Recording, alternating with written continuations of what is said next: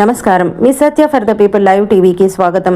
4.5 లక్షల విలువైన 5,900 నిషేధిత కోల్డ్ అండ్ కాఫ్ సిరప్లు స్వాధీనం.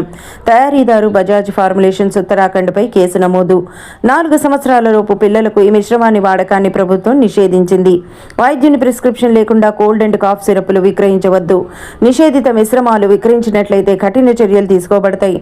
ఔషధ నియంత్రణ పరిపాలన డీజీ శ్రీ గిరీష ఐఏఎస్ గారి ఆదేశాల మేరకు డ్రగ్స్ కంట్రోల్ విభాగం Visakhapatnam assistant director Shri S Vijay Kumar పర్యవేక్షణలో 4 సంవత్సరాల లోపు పిల్లలకు వాడకాన్ని భారత ప్రభుత్వం నిషేధించిన సుమారు 4.5 లక్షల రూపాయల విలువైన 5,900 రివీ కోల్డ్ అండ్ కాఫ్ సిరప్లు ఈరోజు మర్రిపాలెం విశాఖపట్నంలోని కిర్బీ లైఫ్ సైన్సెస్ అనే మెడికల్ ఏజెన్సీస్ వద్ద Visakhapatnam drug inspector M Srinivasarao స్వాధీనం చేసుకున్నారు.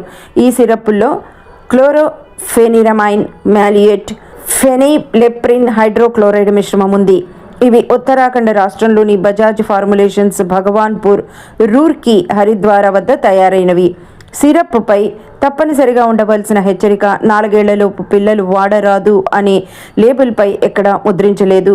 దీని వలన చిన్న పిల్లల్లో ఇది వాడే ప్రమాదం ఉంది అని ఈ నేపథ్యంలో డ్రగ్స్ అండ్ కాస్మెటిక్స్ చట్టం సెక్షన్ 26A ప్రకారం తయారీదారుడు బజాజ్ ఫార్ములేషన్స్ ఉత్తరాఖండ్పై కేసు నమోదు చేసి స్వాధీనం చేసుకున్న రివీ కోల్డ్ అండ్ కాఫ్ సిరప్లు తుదుపరి ఆదేశాల కొరకు గౌరవ న్యాయస్థానానికి అప్పగించబడతాయని డ్రగ్స్ ఇన్స్పెక్టర్ శ్రీ ఎం శ్రీనివాసరావు తెలిపారు.